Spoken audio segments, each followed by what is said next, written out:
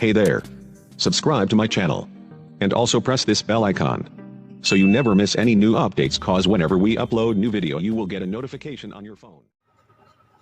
अब students solve करते हैं exercise 1.1 question number 8. So students, in this question, show that the relation are in the set A where A is equal to 1 2 3 4 5 given by R equal to A comma B such that A minus B is even is an equivalence relation. अब इसमें student थोड़ा सा question और है, वो हमने यहाँ लिखा नहीं है, वो हम आपको ओरली बता देंगे. अब स्टूडेंट क्वेश्चन नंबर 8 का जो सॉल्यूशन है तो ये दो तरीके से कर सकते हैं. एक, हम ये जो ए की वैल्यू दी गई है इससे आर की वैल्यू को फाइंड करके कर सकते हैं, और या डायरेक्टली जो इन्फॉर्मेशन ये इन्फॉर्मेशन दी गई है इसका यूज़ करके स्टूडेंट्स हम इसको सॉल्व कर सकते हैं. R relation is given R equal to a comma b such that a minus b is even. So student we will show that it has an equivalence relation. So students, for reflexive, so students, a minus a equal to 0. So students, it is even. But why? क्योंकि students जो number 2 से divide होता है उसको हम कहते हैं कि वो इवन है. तो क्या स्टूडेंट 0 2 से डिवाइड होता है, so it is even. So students, R is reflexive. और आप चाहें तो ये भी लिख सकते हैं कि A comma A belongs to R. Reflexive के बाद है symmetric. So students, A minus B is even. A minus B is ये स्टूडेंट्स मॉड में है, mod A minus B is even. So अगर हम इसका रिवर्स करेंगे तो ये हो जाएगा कि बी माइनस ए, इसमें से आप माइनस कॉमन ले लीजिए तो ये हो जाएगा माइनस बी माइनस ए. यहाँ बात स्टूडेंट्स प्लस माइनस की नहीं है, यहाँ पे बात है केवल इवन की. अगर ए माइनस बी इवन है तो बी माइनस ए भी क्या होगा, इवन होगा. तो इसी नंबर को हमने ए माइनस बी से यहाँ से माइनस कॉमन ले लिया अंदर से, तो ये हो गया b minus A is also even. तो जब ये इवन हो गया, या हम कह सकते हैं कि a comma b belongs to R implies that b comma a belongs to R. So students, r is symmetric. क्या हो जाएगा, r इज सिमेट्रिक. अब स्टूडेंट्स ये रिफ्लेक्सिव हो गया, ये सिमेट्रिक हो गया. अब इसके बाद आएगा ट्रांसिटिव. तो अब स्टूडेंट्स ट्रांसिटिव में भी यही हमें करना है. देखिए कि a minus b is even, a minus b is even and b minus c is even. तो अब अगर students a minus b even है और b माइनस सी इवन है तो हमारा फोकस होगा अब a माइनस सी पर.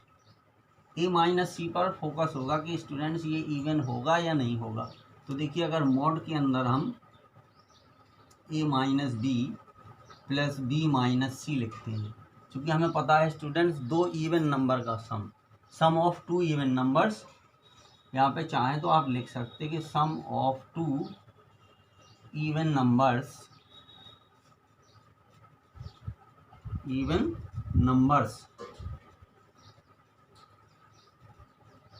is also even. so students ये हो जाएगा कि a comma C belongs to R. तो a कॉमा बी और b कॉमा सी को लेकर के हमने स्टूडेंट्स क्या शो कर दिया कि a comma C belongs to R. अब स्टूडेंट्स इस क्वेश्चन में आगे ये था कि हमें दो सेट दिए गए थे. एक सेट दिया गया था स्टूडेंट्स इसी क्वेश्चन में, और so students R is an equivalence relation. ये लिखना जरूरी है स्टूडेंट्स. अगर ये 4 नंबर का क्वेश्चन है, आपने नहीं लिखा कि R is an equivalence relation. क्यों स्टूडेंट्स, आर में क्यों इक्विवेलेंस रिलेशन है? Because R is reflexive, symmetric and transitive, ये भी हम लिखेंगे because R is reflexive, symmetric and transitive, so R is an equivalence relation. अब इसमें स्टूडेंट्स दो सेट दिए गए थे और वो क्वेश्चन मैंने पूरा नहीं लिखा कि 1, 3, 5 और 2, 4। तो इसमें तो ये दिया गया था स्टूडेंट कि 1, 3, 5 का जो कोई भी एलिमेंट वो 2, 4 के किसी भी एलिमेंट से रिलेटेड नहीं है। क्यों नहीं है? चूँकि ये स्टूडेंट्स इसमें जो नंबर आए हैं वो हैं ऑड नंबर और इसमें जो नंबर आए हैं वो हैं इवन नंबर। तो इसमें स्टूडेंट्स ऑड नंबर है और इसमें इवन नंबर है, यही हमें इसका लिखना है कि 1, 3, 5 is not related to any number of 2, 4 because this is the set of even numbers and this is the set of odd numbers and this is the set of even numbers, so they are not related to each other। फिर इसके बाद students इसमें हमें ये चीज़ भी बतानी थी, are related to each other but no element.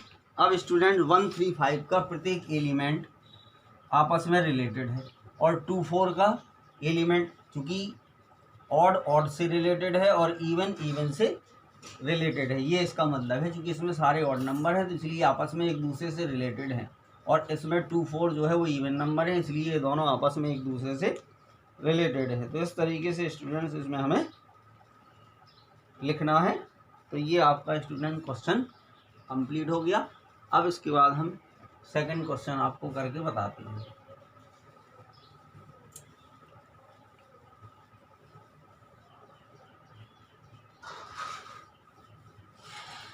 तो अब स्टूडेंट्स जो नेक्स्ट क्वेश्चन है question number 9, so that each of the relation R in the set A x belongs to Z such that x की value 0 से लेकर के 12 तक है।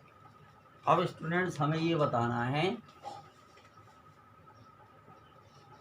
कि a, b such that a minus b is a multiple of 4। तो अब student same तरीके से ये भी हमारा होगा सॉल्यूशन ऑफ क्वेश्चन नंबर 9। देखिए स्टूडेंट्स रिफ्लेक्सिव, चाहे आप पहले कंडीशन लिख दीजिए। देखिए रिफ्लेक्सिव की कंडीशन क्या है, a, a belongs to r। अब अगर इसको हम सॉल्व करेंगे तो ये आएगा a minus a is equal to 0 और स्टूडेंट्स क्या है 0 is a multiple of 4, 0 is a multiple of 4। So student यहाँ लिख देंगे R इज रिफ्लेक्सिव। फिर इसके बाद जो है अब बात करेंगे स्टूडेंट सिमेट्रिक की। तो देखिए सिमेट्रिक में क्या होगा, सिमेट्रिक की डेफिनेशन क्या थी कि a b belongs to R implies that b a belongs to R।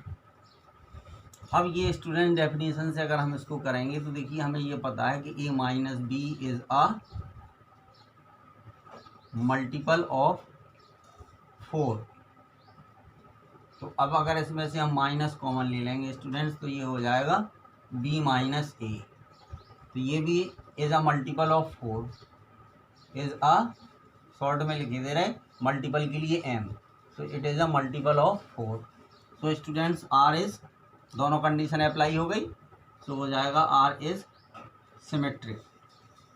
क्या हो गया स्टूडेंट्स, तो हो गया R is symmetric, reflexive, symmetric. अब इसके बाद आएगा ट्रांसिटिव, तो ये हो जाएगा ट्रांसिटिव। अब स्टूडेंट्स ये होगा कि a, b belongs to R and b, c belongs to R। तो ये हो जाएगा implies that a, c belongs to R। तो जैसे उसको किया था स्टूडेंट वैसे ही इसको करना है।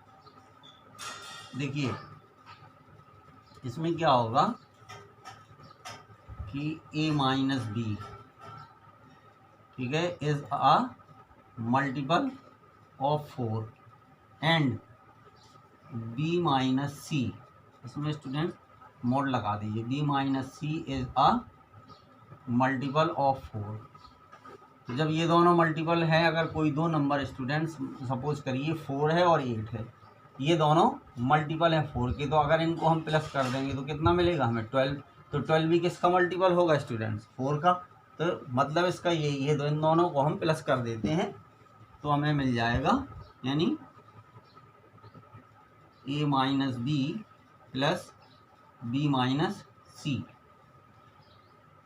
सो स्टूडेंट इससे हमें क्या मिल जाएगा कि a minus C is a multiple of 4। So students इसमें भी क्या है, एक इक्विवेलेंस रिलेशन है, हम लिख देंगे R is reflexive symmetric and transitive. So R is an equivalence relation.